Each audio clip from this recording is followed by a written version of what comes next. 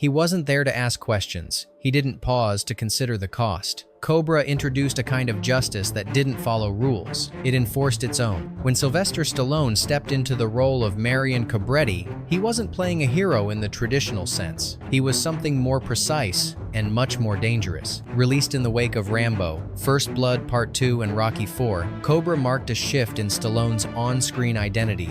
Gone were the underdog. In their place stood a man who didn't care about winning hearts, just about ending threats. But beneath the gunmetal surface and clipped dialogue, Cobra carried a different weight, one the final cut only hinted at. That's because what made it to theaters was not the full picture. The original version was longer, grimmer, and far less clear in its moral stand. Cobretti, in that version, didn't save people with stoic confidence. He drifted through the film like a shadow, cold, unfeeling, and increasingly unstable. The audience didn't cheer for him. They recoiled from him. After a disastrous test screening, the studio demanded changes.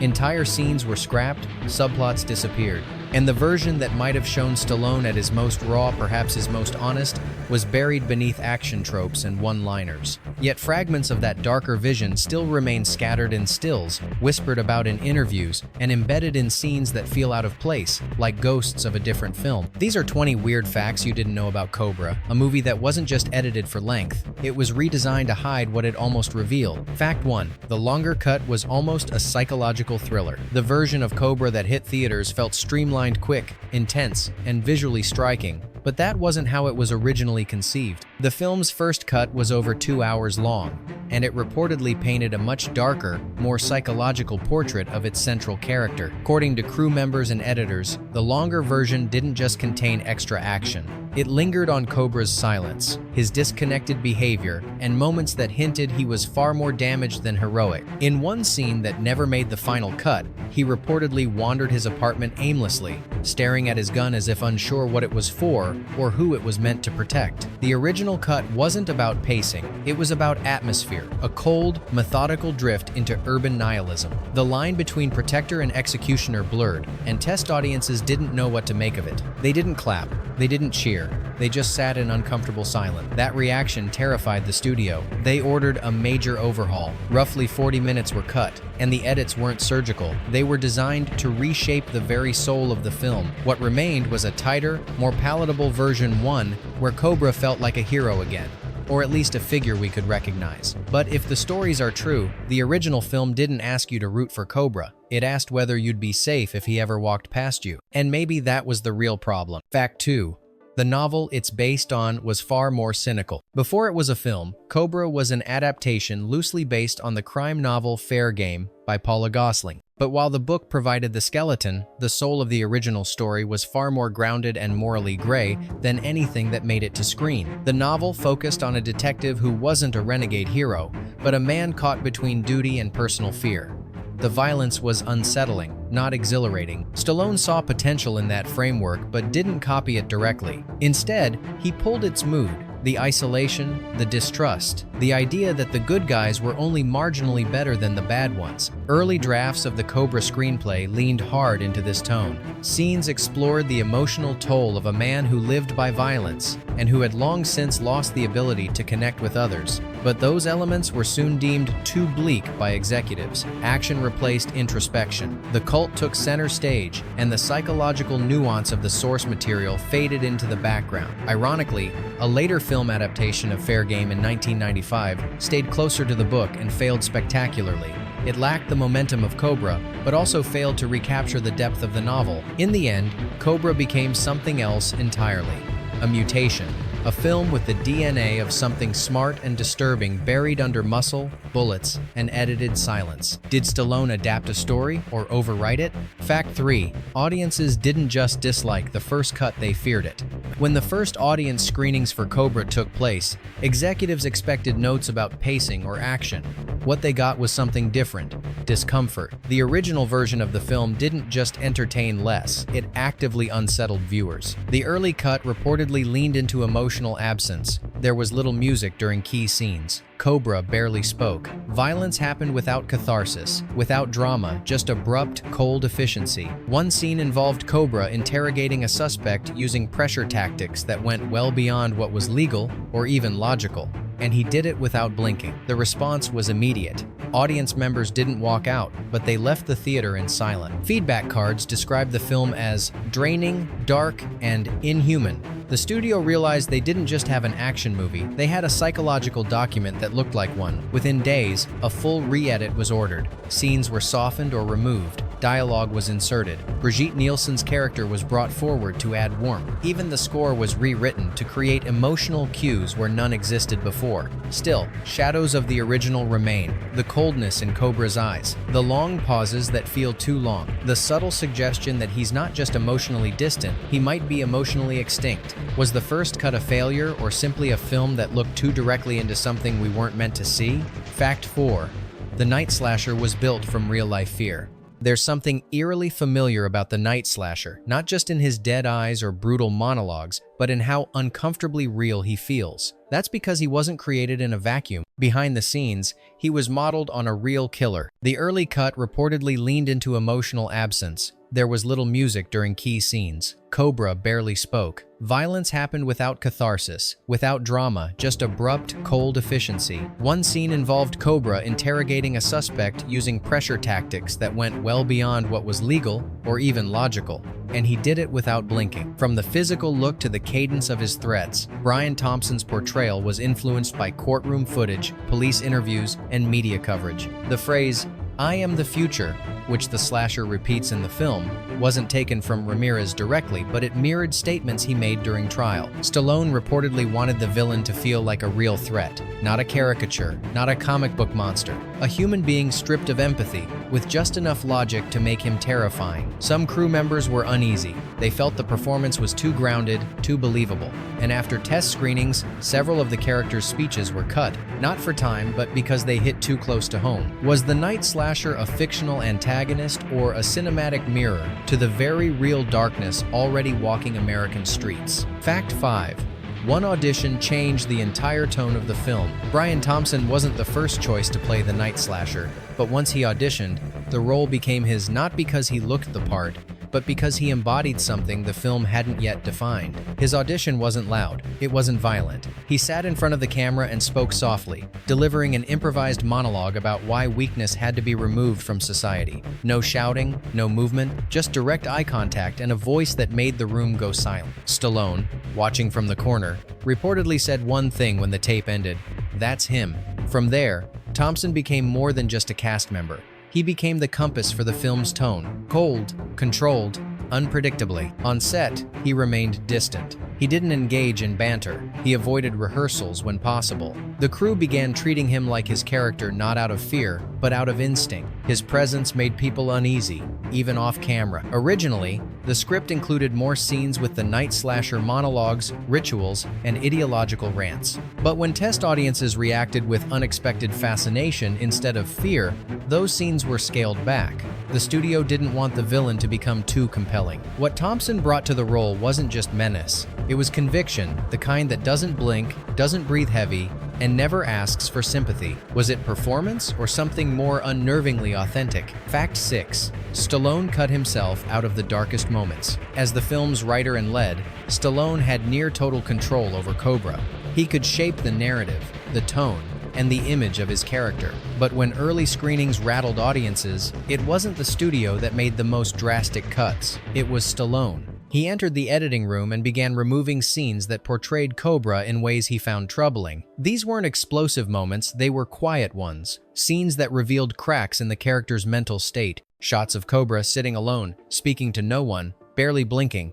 Moments where his sense of morality came into question. One scene, reportedly among Stallone's most intense performances, involved Cobra letting a criminal go not out of mercy, but from fatigue. It was a moment that raised more questions than answers, and it was the first to go. Insiders say Stallone was uncomfortable with how far the character had drifted from his public image. After years of building up the noble warrior archetype, Cobra's emotional deadness felt too personal, too revealing. So he erased it. Not to improve the film's pacing, but to protect something deeper.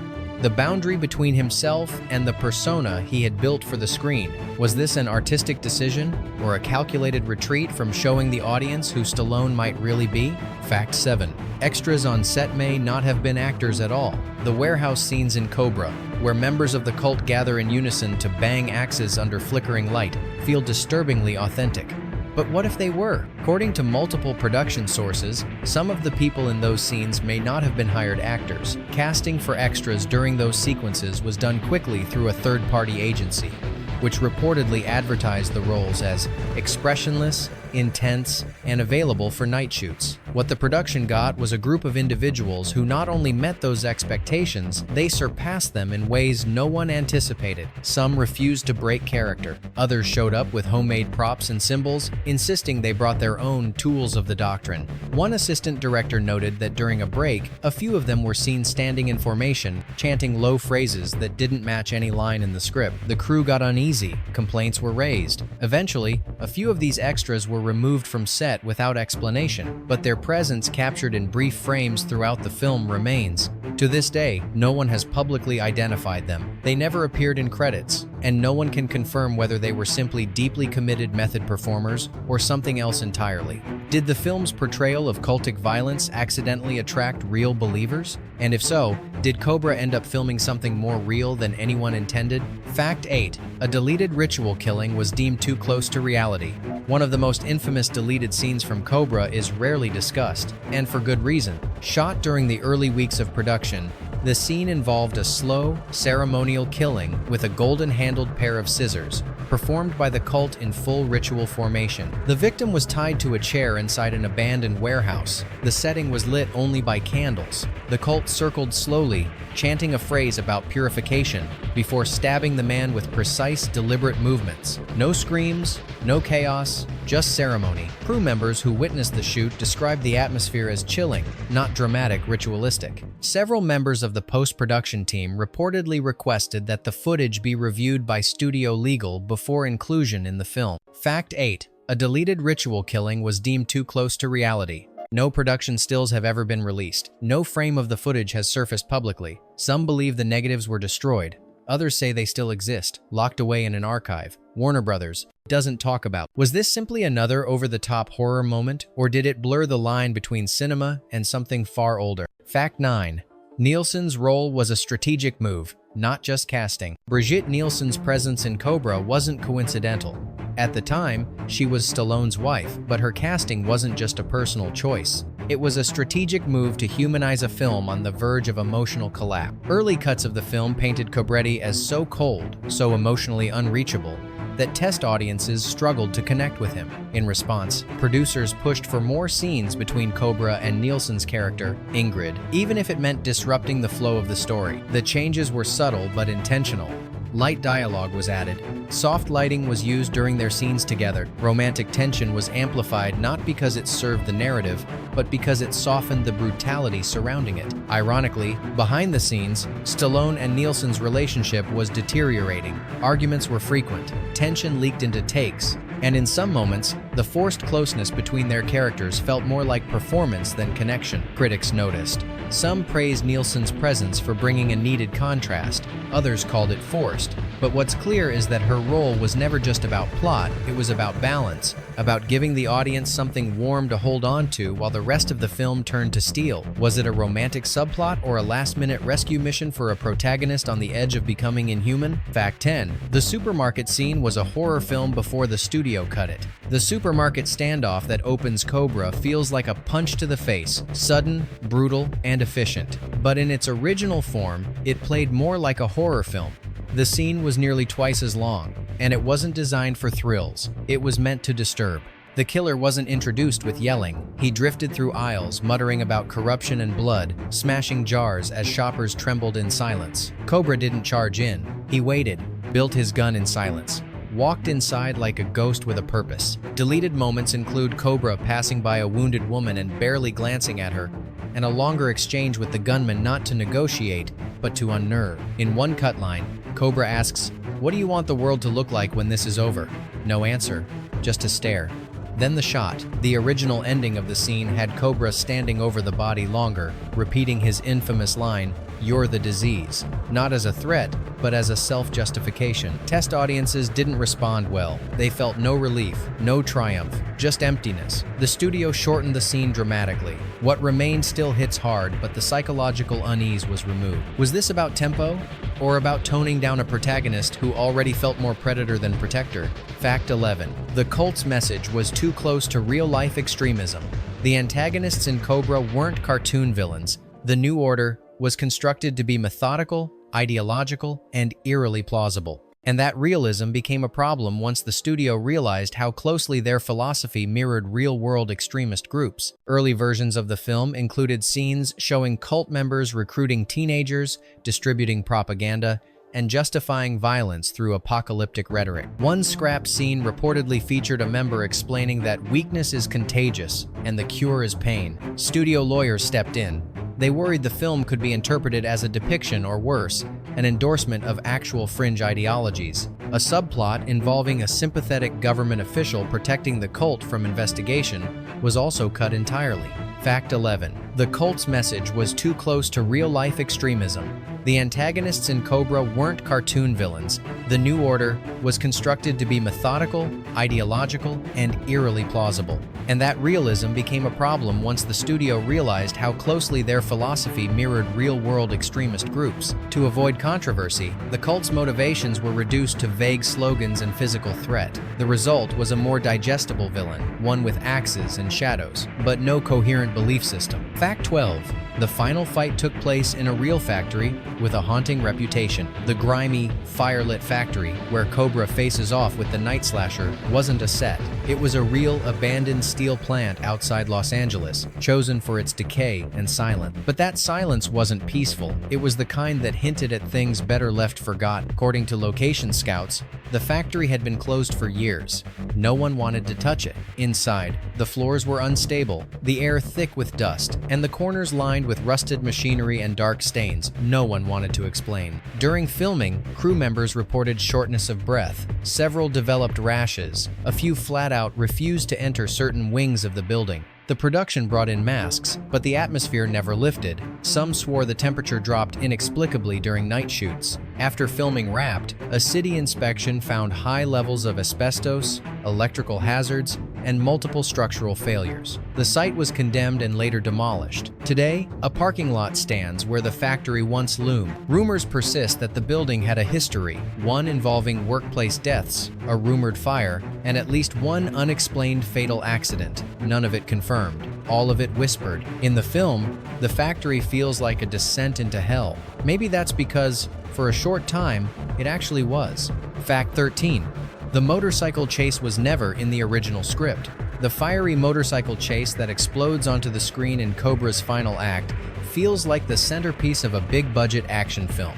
But it wasn't planned that way. In fact, that entire sequence was a last-minute decision, added only after early screenings left. Producers worried the film lacked traditional action beats. The original ending was smaller, tighter. Cobra cornered the Night Slasher in a factory corridor. The confrontation was meant to be slow, psychological rather than physical. But when test audiences found the pacing underwhelming, the studio demanded a more kinetic climax. What followed was a rush job. Stallone and his team wrote the chase in days. Locations were secured overnight. Stunt teams were brought in with barely enough time to prepare. The entire sequence was shot under high pressure and under high risk. One crash sent a stunt performer to the hospital. Another rig malfunctioned during a flame shot, nearly burning down part of the set. But deadlines loom. The footage was stitched together quickly, and the final result, while thrilling, didn't quite match the rest of the film's tone. The fiery motorcycle chase that explodes onto the screen in Cobra's final act feels like the centerpiece of a big-budget action film.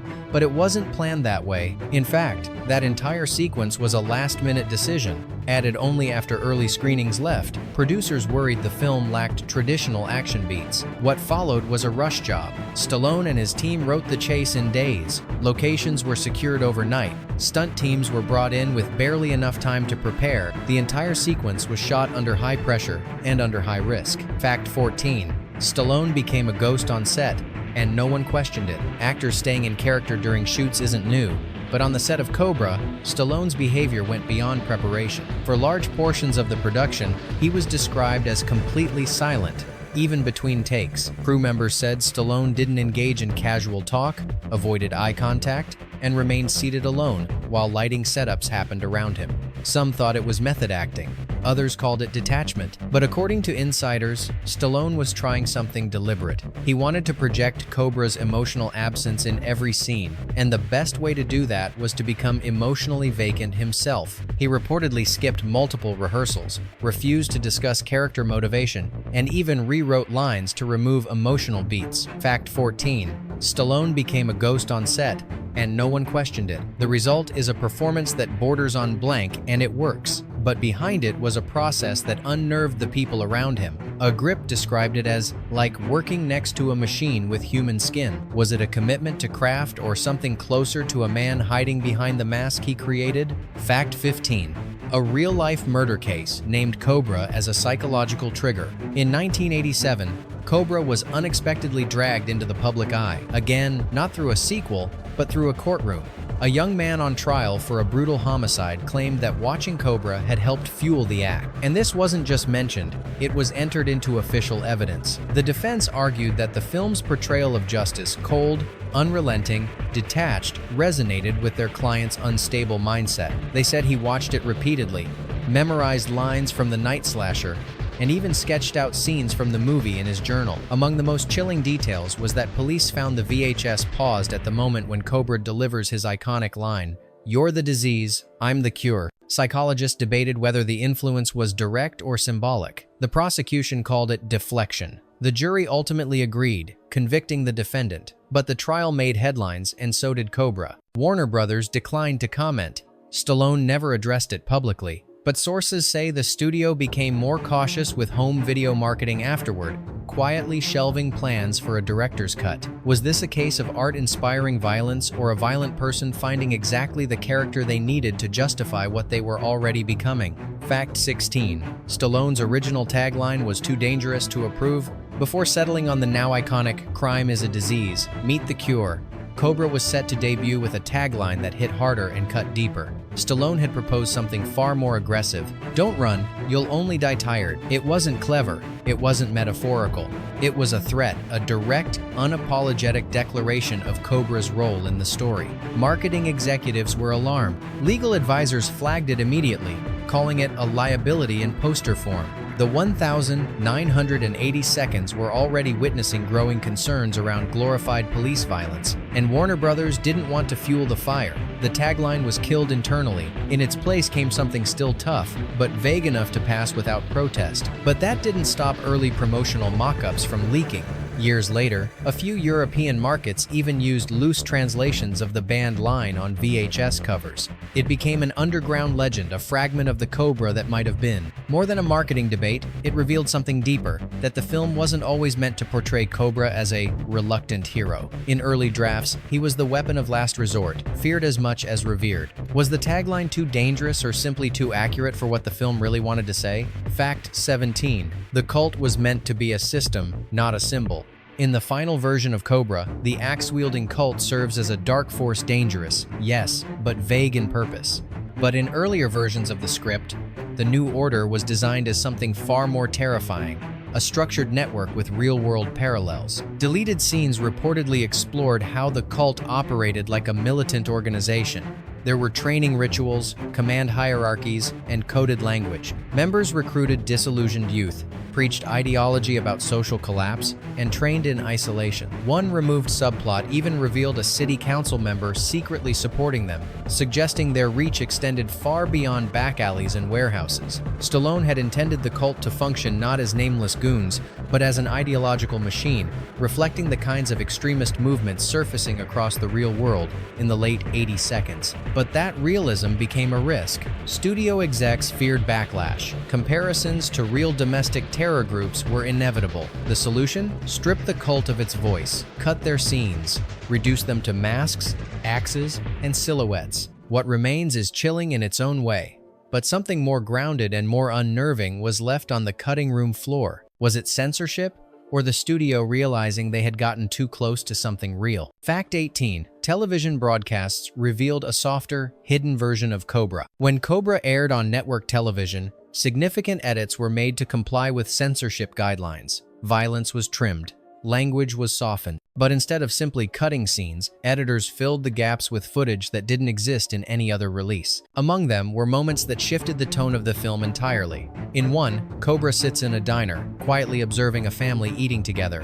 No dialogue, just watching. In another, he confesses to Ingrid that he doesn't remember what normal feels like anymore. These scenes showed a man disconnected not by design but by damage. They weren't in the theatrical release, they weren't on VHS, and they've never been officially included in any Blu-ray or streaming edition. That's because they were alternate takes, reinserted solely for broadcast pacing, and never archived properly. One removed subplot even revealed a city council member secretly supporting them, suggesting their reach extended far beyond back alleys and warehouses. Stallone had intended the cult to function not as nameless goons, but as an ideological machine, reflecting the kinds of extremist movements surfacing across the real world in the late 80 seconds. They show a different Cobra, not the stoic killer, but the man underneath, fractured, lonely, and unsure if he even wants to keep doing what he's doing. Did censors, in trying to soften the film, accidentally reveal the truest version of the character?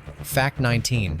The original ending left Cobra alone and broken. The theatrical ending of Cobra wraps everything in a familiar bow. Villain defeated, love interest saved, hero riding into the horizon. But that wasn't how Stallone originally wanted the story to conclude. His first draft painted a very different picture, one without celebration and without resolution. In that version, Ingrid didn't survive the final battle.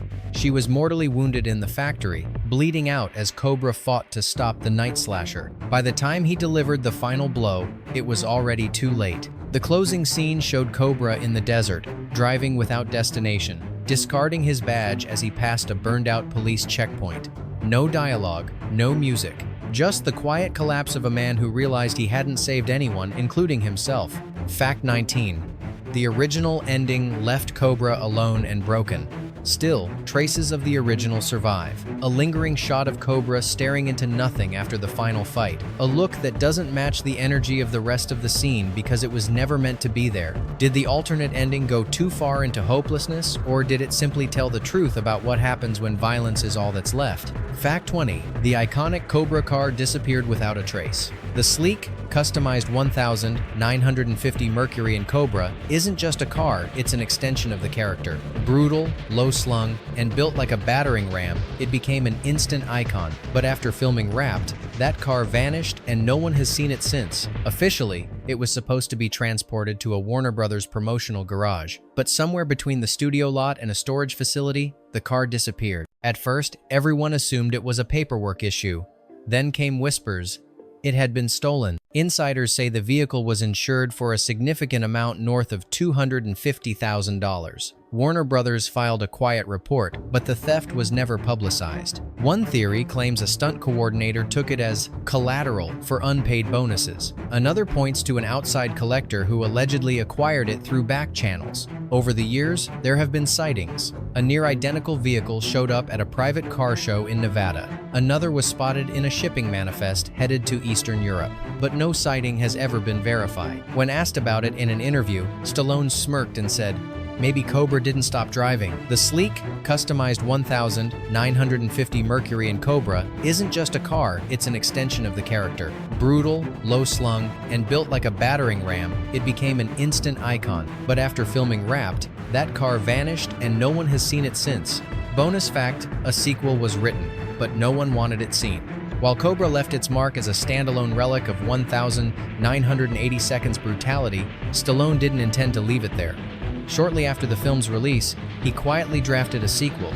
The title, Cobretti, Shadow Wars. This wasn't just a follow-up, it was a departure. The treatment positioned Cobra years later, no longer a police officer, but a government asset operating in the gray. He worked alone, eliminating threats that weren't acknowledged on the record. Homegrown extremists, rogue federal agents, black ops gone wrong. The tone of the script was closer to a psychological spy thriller than an action film. Cobra barely spoke. He lived off the grid. He was broken, but functional, used by the system that once tried to silence him. Violence hadn't ended. It had become a routine. Stallone pitched the treatment to select producers, but the response was cautious. The industry wanted spectacle, not existential dread. A quiet man operating in the shadows, haunted by what justice had turned him into? That wasn't marketable, not in the late 80 seconds, not with Stallone's name attached. The script was shelved, never leaked, never developed, and Stallone never brought it up again, at least not directly. But echoes of Shadow Wars seem to ripple through films like Demolition Man and Judge Dredd, both of which feature bleak futures shaped by the abuse of control. Was the sequel too ahead of its time? Or was it too honest for the myth Cobra had become? Beneath the smoke, leather, and iconic one-liners, Cobra was never just an action film. It was a warning. Or maybe it was a confession of what happens when we stop asking why justice is served and start celebrating how. So now we ask you, if the original cut had been released, would Stallone's most feared character also have been his most honest? And what other films, buried edits, or lost truths deserve to be unearthed next? Subscribe to Behind the Fact, where we look past the credits and into the shadows they leave behind.